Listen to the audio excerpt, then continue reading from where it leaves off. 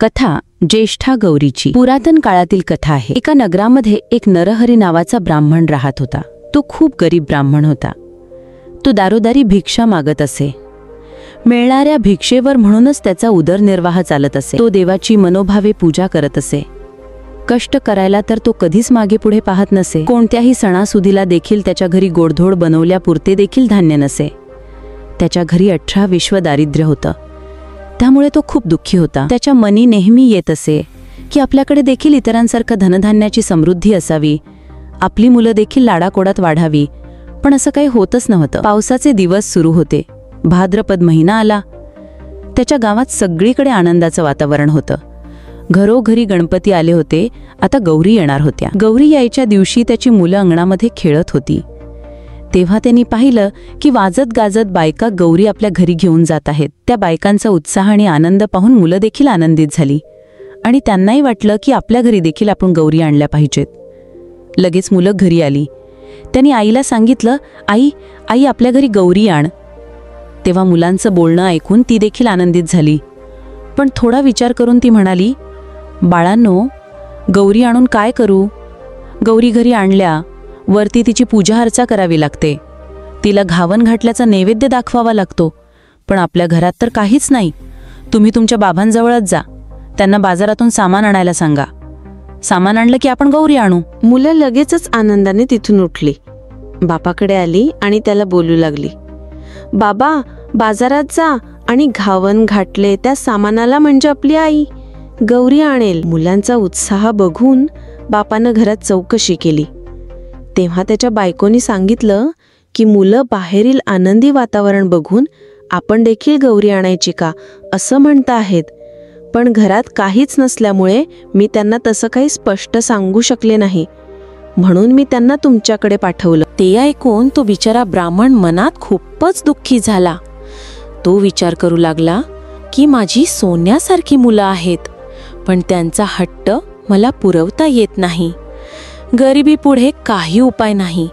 मागायला जावं तर काही मिळत नाही आणि मुलांचे दुःख भगवत नाही। यापेक्षा आपल्याला मरण चालेल बरं, असा विचार करून तो उठला। देवाची प्रार्थना करू लागला। आता आपण जीव द्यावा म्हणून निश्चय करून तो तळ्याजवळ जायला निघाला। तो अर्ध्या वाटेवर गेला। इतक्यात संध्याकाळ झाली। तेव्हा त्याला एक म्हातारी सवाशण भेटली। तिने त्याची चाहूल ऐकली। तिने त्याची विचारपूस केली। तेव्हा त्या ब्राह्मणाने आपली सर्व हकीकत तिला सांगितली। म्हातारीनं त्याचं समाधान केलं, त्याला समजावून सांगितलं। त्याला आता म्हातारीच्या गोष्टी पटल्या। नंतर त्याने तिची चौकशी केली। तेव्हा तिने सांगितलं की ती देखील एकटीच राहते, जिथे सारा भेटेल तिथे राहते आणि मग पुढे जाते। त्या ब्राह्मणाला तिची दया आली। त्याने म्हातारीला घरी आणलं। त्यावेळी बाहेर अंधार पडू लागला होता। तो जेव्हा घरात पोहोचला तेव्हा बायको दिवा लावत होती। आपल्या नवऱ्यासोबत एका म्हाताऱ्या आजीला पाहून तिनं विचारलं, या पाहुण्याबाई कोण आहेत? तेव्हा नवऱ्याने आजी म्हणून सांगितलं। तिने आजीला आदराने घरात घेतलं आणि पाणी दिलं। त्यानंतर आजीला काहीतरी खायला द्यावं म्हणून ती आत गेली आणि आंबीलकरिता थोड्याफार कण्या आहेत का ते पाहू लागली। आणि काय आश्चर्य, ज्यात मुठभर कणिक मिळणे मुश्किल होतं ते मडकं पूर्ण कण्यांनी भरलेलं तिला दिसलं।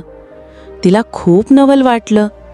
ही गोष्ट आनंदाने तिने आपल्या नवऱ्याला सांगितली। त्याला पण हे ऐकून खूप आनंद झाला। तिने त्याची भरपूर पेच केली। सगळ्यांनी आज पोटभर पेच खाल्ली। त्यानंतर सगळेजण आनंदाने झोपी गेले। सकाळ झाली तेव्हा म्हातारीने ब्राह्मणाला हाक मारली, लेका, मला न्हाऊ घालायला सांग, घावन घाटल कर, नाही म्हणून नको। लगेच ब्राह्मण तसाच उठला। तो घरात गेला आणि बायकोला हाक मारली, अगं आजीबाईला न्हाऊ घाल, आणि आपण उठून भिक्षेला गेला। त्या दिवशी त्याला तर भिक्षा पुष्कळ मिळाली। खूप सारा गोळ मिळाला। त्याने सगळं सामान आणलं।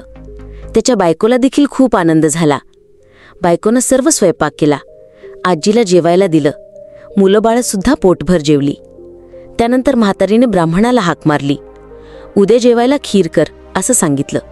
तेव्हा ब्राह्मण म्हणाला, आजी, माझ्याकडे काही म्हशी नाहीत आणि पैसाही नाही तर दूध कुठून आणणार? अनोखी खीर कशी बनवू? तशी म्हातारी म्हणाली, तू काही काळजी करू नकोस. आता उठ आणि जितक्या गाई म्हशी पाहिजे असतील तितके खुंट पूर, तितक्यानं दावी बांध. संध्याकाळी गोरज मुहूर्तावर त्या गाई म्हशींची नावं घेऊन त्यांना हाका मार. म्हणे त्या येतील, तुझा गोठा भरेल, त्याचं तू दूध काढ. ब्राह्मणाला आश्चर्य वाटलं, पण त्याने तसंच केलं. संध्याकाळी गाई म्हशींना हाका मारल्या. तशा जितके खुंट बांधले होते तितक्या गाई म्हशी धावत आल्या. ब्राह्मणाचा गोठा, गाई, म्हशी यांनी भरून गेला. ब्राह्मण, नवरा बायकोला आणि मुलांना खूप आनंद झाला. ब्राह्मणाने त्याचं दूध काढलं. दुसऱ्या दिवशी खीर केली. संध्याकाळी झाली तशी म्हातारी म्हणाली, लेका, मला आता पोचती चर. तेव्हा ब्राह्मण म्हणू लागला, आजी, तुमच्या कृपेने मला आता सगळं प्राप्त झालंय. आता तुम्हाला पोचती कशी करू? तुम्ही माझ्या घरात पाऊल ठेवलं आणि माझं घर समृद्धीने भरून गेलं. तेव्हा म्हातारी म्हणाली, तू घाबरू नकोस, माझ्या आशीर्वादानं तुला काही कमी पडणार नाही. ज्येष्ठ गौर म्हणतात ना, ती मीच मला आज पोचती कर. तेव्हा ब्राह्मण म्हणाला, हे दिलेलं असंच वाढावं असा काही उपाय सांगा. तेव्हा गौरेने सांगितलं, तुला येताना वाळू देन, ती साऱ्या घरभर टाक, भांड्यांवर टाक, मडक्याच्या वर टाक, पेटीत टाक, गोठ्यात टाक. असं केलंस म्हणजे कधीच कमी होणार नाही. ब्राह्मणांना बरं म्हटलं. तिची पूजा केली. गौरी प्रसन्न झाली. तिनं आपलं व्रत सांगितलं. भाद्रपद महिन्यात तळ्याच्या पाळी जावं, 2 खडे घरी आणावे, ऊन पाण्याने धुवावे, ज्येष्ठ गौर व कनिष्ठ गौर म्हणून त्यांची स्थापना करावी, त्यांची पूजा करावी. दुसरे दिवशी घावन गोड, तिसरे दिवशी खीर पोळीचा नैवेद्य दाखवावा, सवाष्णीची ओटी भरावी, त्यांना जेवू घालावं. संध्याकाळी हळदी कुंकू वाहून बोळवण करावी, म्हणजे त्याला अक्षय सुख मिळेल, सतत संपत्ती मिळेल. ही साठा उतराची कहाणी.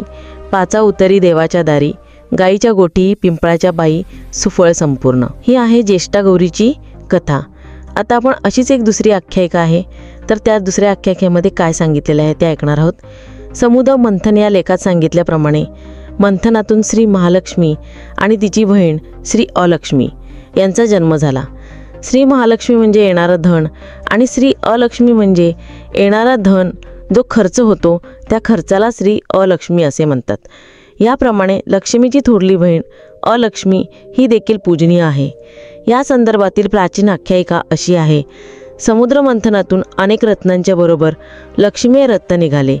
साक्षात श्री विष्णूने श्री लक्ष्मीचा पत्नी म्हणून स्वीकार करण्याचा निश्चय केला.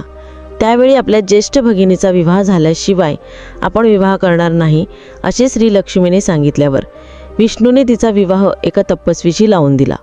पण श्री अलक्ष्मीचे उपद्रवी अशा गुणांमुळे तो तपस्वी मनात पळून गेला. तेव्हा श्री अलक्ष्मी अश्वत्थ पिंपळाच्या झाडाखाली एका वृक्षाखाली रडत बसली. तिथून श्री विष्णू जात असता त्यांनी तिला रडताना पाहिले. तिची हकीकत ऐकून त्यांनी तिचे सांत्वन केले व तिला 3 वरही दिले.